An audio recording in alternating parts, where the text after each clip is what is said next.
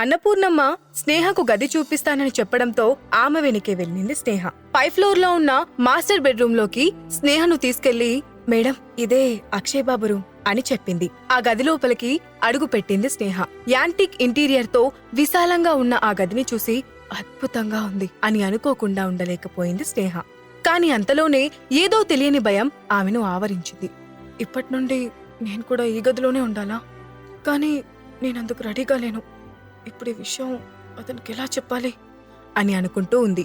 ఇంతలో అక్కడికి వచ్చిన అక్షయ్, అన్నపూర్ణమ్మ గారు, స్నేహ కొన్ని రోజుల పాటు గెస్ట్ రూమ్ లో ఉంటుంది, మీరు ఆమెకి గెస్ట్ రూమ్ చూపించండి అని అన్నాడు. ఆ మాట వినగానే స్నేహ అమ్మయ్యా అని అనుకుంది. కాని అన్నపూర్ణమ్మ కొంచెం ఆశ్చర్యపోయింది. అయినా ఏం మాట్లాడకుండా సరే అంటూ స్నేహను చూసి, రండి మేడం, మీకు గెస్ట్ రూమ్ చూపిస్తాను అంటూ తీసుకెళ్లి పక్కనే ఉన్న గెస్ట్ రూమ్ చూపించి, మీరు రెస్ట్ తీసుకోండి మేడం, బాబుని నేను చూసుకుంటాను అని చెప్పి యువన్ని చూసి నవ్వుతూ అతని చేతిని పట్టుకుని, మనం కిందకి వెళ్లి ఆడుకుందామా అని అడిగింది. యువన్ వెంటనే తల్లి వైపు చూశాడు. అప్పుడు స్నేహ నవ్వుతూ సరేనని తలూపడంతో యువన్ గబగబా సరే అని తలాడించాడు. దాంతో అన్నపూర్ణమ్మ యువన్ చేతిని పట్టుకుని కిందకు తీసుకెళ్లింది. గదిలో ఉన్న విండో దగ్గరకు వెళ్లి బయటకు చూసింది స్నేహ. ఎటు చూసినా కాస్ట్లీ విల్లాలు, ఖరీదైన కార్లు కనిపించాయి. ఇంతలో ఆ గదిలోకి వచ్చిన అక్షయ్, నాకు అర్జెంట్ మీటింగ్ ఉంది, నేను కంపల్సరీ అటెండ్ అవ్వాలి, ఆఫీస్కి వెళ్తున్నాను, నీకేదైనా అవసరమైతే కాల్ చెయ్యి అని చెప్పాడు. స్నేహ సరేనని తలూపి, నాకు కూడా కొంచెం పనుంది, నేను కూడా బయటికి వెళ్తున్నాను అని చెప్పింది. ఓకే, కార్ బయటే ఉంది, డ్రైవర్ కూడా ఇక్కడే ఉంటాడు, యువన్ను అన్నపూర్ణమ్మగా చూసుకుంటారు, నువ్వు ప్రశాంతంగా వెళ్ళి రావచ్చు అని చెప్పి అక్క నుండి వెళ్లిపోయాడు అక్షయ్. స్నేహ తను వెళ్లిన వైపే చూస్తూ, ఇతను అనుకోకుండా నా జీవితంలోకి వచ్చాడు, ఇప్పుడు నా లైఫ్ ఎలా మారుతుందో చూడాలి అని అనుకుంది. ఆ రోజంతా అక్షయ్కి మీటింగ్లు, కాన్ఫరెన్స్లతో చాలా భారంగా గడిచింది. అప్పుడే కాస్త సమయం దొరకడంతో రిలాక్స్ గా చైర్లోకి వెనక్కి వాలి కళ్ళు మూసుకున్నాడు. వెంటనే అతని మనసు స్నేహతో జరిగిన పెళ్లి గురించి ఆలోచించడం మొదలుపెట్టింది.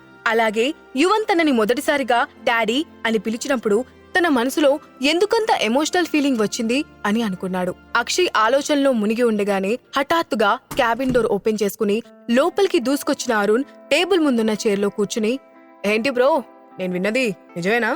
నువ్వు నిజంగా పెళ్లి చేసుకున్నావా అని డైరెక్ట్ గా అడిగాడు. ఆ మాట వినగానే అక్షయ్ ఆశ్చర్యంగా, ఈ విషయం నీకెలా తెలుసు అని అన్నాడు. ఎవరో చెప్తే నేనెందుకు నమ్ముతాను? రిజిస్టర్ ఆఫీస్లో మా ఆంటీ పనిచేస్తుందని నీకు తెలుసు కదా, ఆవిడే చెప్పింది. అది విని నేను ముందు నమ్మలేదు, కానీ ఇప్పుడు నీ ఎక్స్ప్రెషన్స్ చూస్తుంటే అదంతా నిజమే అనిపిస్తుంది అని అన్నాడు. ఆ మాట విని అక్షయ్, ఓ షిట్, మీ ఆంటీ అక్కడే పనిచేస్తుందని నేను మర్చిపోయాను అంటూ నిరాశగా చైర్లో వెనక్కి వాలి, ముందు మీ ఆంటీకి ఫోన్ చేసి ఈ విషయం ఎవరితో చెప్పొద్దని చెప్పు, ఇది కొన్ని రోజులు సీక్రెట్గానే ఉండాలి అని అన్నాడు. అరుణ్ వెంటనే తలూపుతూ, సరే సరే, నువ్వేం కంగారు పడకు బ్రో, నేను నీకన్నా ముందే ఆమెతో ఈ విషయం ఎవ్వరికీ చెప్పొద్దని చెప్పాను. అది సరే కాని త్వరగా చెప్పు, అసలు ఇదంతా ఎలా జరిగింది? నువ్వు నిజంగా పెళ్లి చేసుకున్నావంటే నేను నమ్మలేకపోతున్నాను. ఇంతకీ ఎవరి అదృష్టవంతురాలు అని ఆత్రంగా అడిగాడు. అక్షయ్ కళ్ళు మూసుకుని అతనికి ఏం సమాధానం చెప్పకుండా ఈజీ చైర్లో ఊగుతూ ఉండడంతో ఆ అమ్మాయి ఎవరో ఊహించడానికి అరుణ్ ప్రయత్నిస్తూ, నువ్వింత అర్జెంట్గా పెళ్లి చేసుకున్న అమ్మాయి ఎవరై ఉంటారో అని అనుకుంటూ హఠాత్తుగా ఏదో స్ట్రైక్ అయినట్టు, బ్రో, కొంపదీసి నిన్న రాత్రి మనం ఆ రెస్టారెంట్లో చూసిన అమ్మాయి స్నేహ కాదు కదా అని అన్నాడు. అప్పుడు అక్షయ్ కళ్ళు తెరిచి టేబుల్ పై చేతులు పెట్టి ముందుకు వంగి, ఒకవేళ ఆ అమ్మాయి అయితే అని అన్నాడు. ఆ మాట వినగానే అరుణ్ అతని కళ్ళల్లోకి సూటిగా చూసి ఒక్క క్షణం తర్వాత, అనుకున్నాను మీ ఇద్దరి మధ్య ఏదో జరుగుతుందని నిన్న రాత్రే అనుకున్నాను. ఏదైతే నైన్లే, నీ పెళ్ళైపోయింది, అసలు నువ్వు లైఫ్లో పెళ్లి చేసుకుంటావని అనుకోలేదు. I'm very happy for you అని నవ్వుతూ అన్నాడు. అంటే అర్థమేంటి? నేనెప్పటికీ పెళ్లి చేసుకోకుండా బ్రహ్మచారిలో ఉండిపోతానని ఫిక్స్ అయిపోయావా అని సీరియస్గా అడిగాడు అక్షయ్. అరుణ్ నవ్వుతూ, అవును మరి, ఇంత రిచ్ కిడ్ అయ్యుండి కూడా ఇంతవరకు ఒక్క అమ్మాయిని కూడా తాకలేదు. నిన్నిష్టపడి వచ్చిన అమ్మాయిని కూడా నువ్వు ఆమడ దూరం పెట్టేశావు. మరి అనుమానం రాకుండా ఎలా ఉంటుంది అని అన్నాడు. ఆ మాటలకు అక్షయ్ కళ్ళెత్తి అతన్ని చురుక్కున చూశాడు. దాంతో అరుణ్ వెంటనే సైలెంట్ అయిపోయాడు. కాసేపటి తర్వాత నిదానంగా అక్షయ్ మాట్లాడుతూ, ఇప్పుడు స్నేహ నా భార్య, ఇదొక్కటే నాకు గుర్తుంది. ఇంతకుముందు నా జీవితంలో ఏం జరిగింది, నన్ను ఎవరు బాధ పెట్టారు, లేదా నేనెవరిని బాధ పెట్టాను అనేది ఇప్పుడు నేను ఆలోచించడం లేదు అని అన్నాడు. ఇంతలో అరుణ్ మాట్లాడుతూ, సరే సరే నాకు అర్థమైందిలే, ఇక ఆ సంగతి వదిలే. కానీ ఈ విషయం చెప్పు, స్నేహకు ఆల్రెడీ ఒక బాబున్నాడు, మరి మీ ఫ్యామిలీ వాళ్ళు పెళ్లి కొప్పుకుంటారా అని అడిగాడు.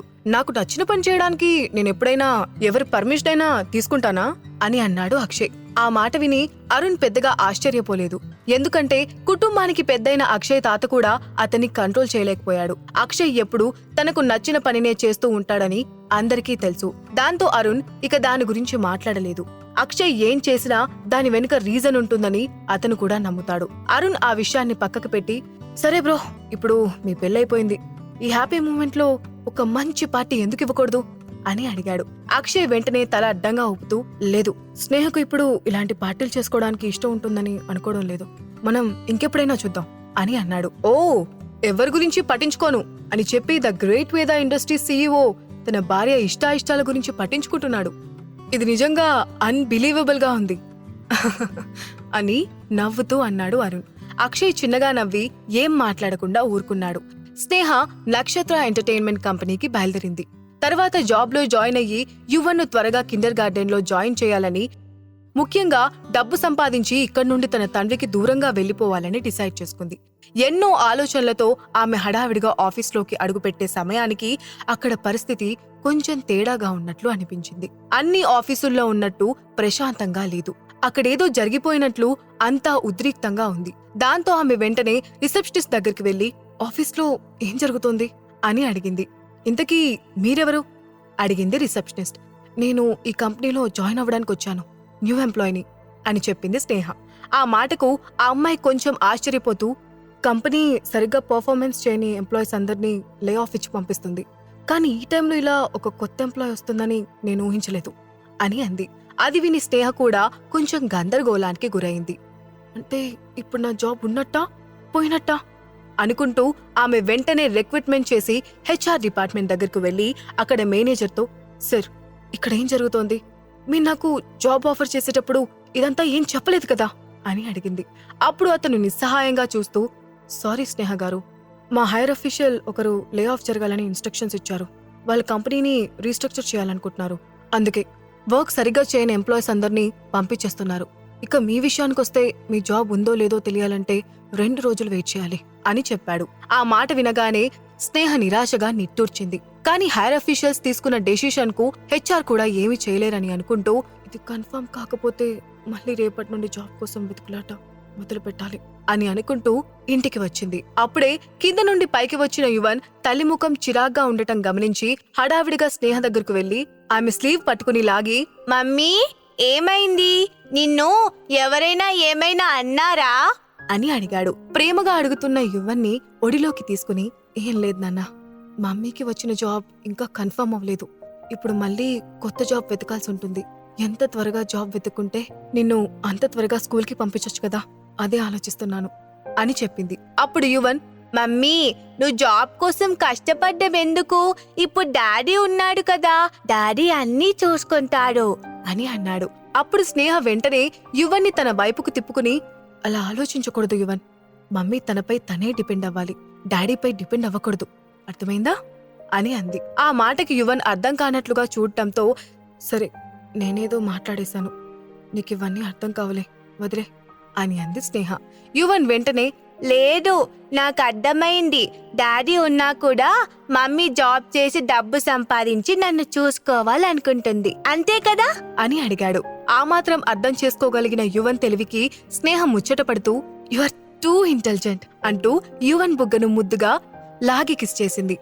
అయితే రేపు నేను పెద్దవాడిని అయ్యాక నేను కూడా జాబ్ చేసి డబ్బు సంపాదించాలి కదా మమ్మీ అని అడిగాడు యువన్. నోనో, నువ్వు జాబ్ చేసి డబ్బు సంపాదించకూడదు, జాబ్ ఇచ్చే స్టేజ్లో ఉండి డబ్బు సంపాదించాలి అని నవ్వుతూ అంది స్నేహ. అంటే అర్థం కానట్లుగా అడిగాడు యువన్. అంటే నువ్వు మీ డాడీ లాగా బిజినెస్ చేయాలి అంటూ లోపలికి వచ్చాడు అక్షయ్. అక్షయ్ను చూడగానే యువన్ త్వరగా స్నేహ దగ్గర నుండి కిందకి జారి, డాడీ అంటూ వెళ్లి అక్షయ్ ముందు చేతులు చాచాడు. స్నేహ వెంటనే అతన్ని చూసి పైకి లేచి నించుంది. అక్షయ్ నవ్వుతూ యువన్ని ఎత్తుకుని స్నేహ వైపు చూసి, అయితే నువ్వు యువన్ను డబ్బు సంపాదించమని ఎడ్యుకేట్ చేస్తున్నావా అని అడిగాడు. నేనేదో జోక్గా చెప్తున్నాను తడబడుతూ చెప్పింది స్నేహ. లేదు డాడీ, మమ్మీ బాగా మనీ ఎర్న్ చేయాలని చెప్తుంది అని కంప్లైంట్ చేస్తున్నట్టుగా చెప్పాడు యువన్. ఉష్ అంటూ సైగ చేసింది స్నేహ. అది చూసిన అక్షయ్ నవ్వుతూ నిజమే, మీ మమ్మీ చెప్పింది కరెక్టే. ఎవరి మనీ వాళ్ళు ఎర్న్ చేస్తేనే మంచిది. అప్పుడే వాళ్ళపై ఒక కాన్ఫిడెన్స్, సాటిస్ఫాక్షన్ ఉంటుంది అని స్నేహను ఓరకంట చూస్తూ వెంటనే యువన్తో, సరే నువ్వు డిన్నర్ చేసావా అని అడిగాడు. యువన్ తల అడ్డంగా ఊపుతూ, ఈ రోజు పూర్ణ గ్రాని నా కోసం పాయసం చేస్తానని చెప్పింది. నువ్వు వచ్చే వరకు వెయిట్ చేసి నీతో కలిసి తినాలనుకున్నాను అని చెప్పాడు. అది విని అక్షయ్ మనసులో సంతోషంగా అనిపించింది. తన కోసం యువన్ ఎదురు చూస్తున్నాడని తెలిసి తండ్రి ప్రేమ కోసం ఎంతగా ఎదురు చూస్తున్నాడో అర్థం చేసుకోగలిగాడు. దాంతో యువన్ జుట్టును ప్రేమగా చెరిపి, సరే నేనిప్పుడు ఫ్రెష్ అయి వచ్చేస్తాను, అందరం కలిసి తిందాం అని చెప్పి రూమ్ లోకి వెళ్లిపోయాడు. అక్షయ్ తన కొడుకుపై చూపిస్తున్న ప్రేమను చూసిన స్నేహ, అసలు నేను ఇంతకు ముందు చూసిన అక్షయ్ ఇతనేనా అని ఆశ్చర్యపోతూ యువన్తో పాటు కిందకి దిగి వెళ్ళింది. 5 నిమిషాల్లో ఫ్రెష్ అయ్యి కిందకు వచ్చాడు అక్షయ్. అన్నపూర్ణమ్మ అందరికీ డిన్నర్ వడ్డించింది.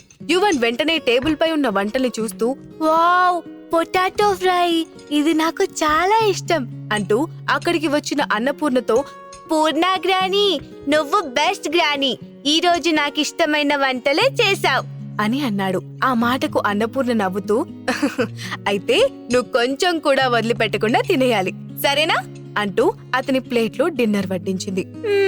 నేను మొత్తం తినేస్తాను అంటూ హడావిడిగా ప్లేట్లో ఉన్న పొటాటో ఫ్రైను నోట్లో పెట్టుకుని వెంటనే, వావ్, పొటాటో ఫ్రై చాలా బాగుంది, ఐ లైక్ ఇట్ అని అన్నాడు. అన్నపూర్ణమ్మ ఆ పిల్లాడి మెచ్చుకోలికి మనస్ఫూర్తిగా నవ్వింది.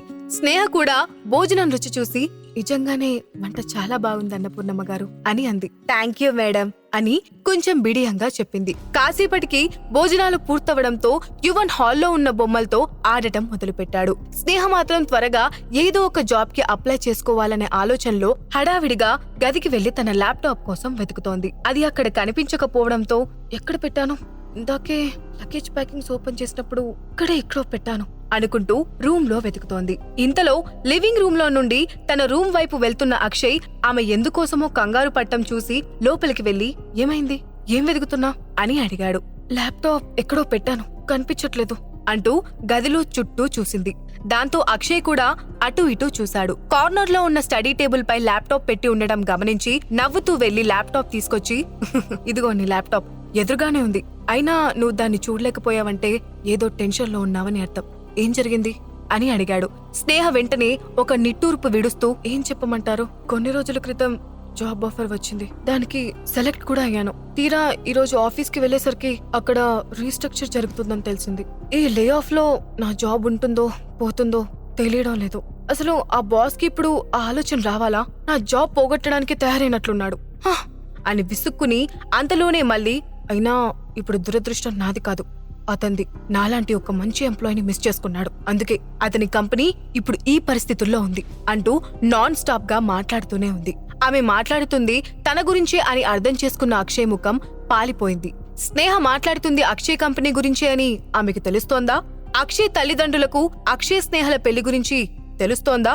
ఈ ప్రశ్నలకు సమాధానాలు తెలుసుకోవాలంటే నెక్స్ట్ ఎపిసోడ్ వినాల్సిందే. క్రింద ఇచ్చిన లింక్ ని క్లిక్ చేసి పాకెట్ ఎఫ్ఎం యాప్ ని ఇన్స్టాల్ చేసుకోండి. Stay tuned to Pocket FM.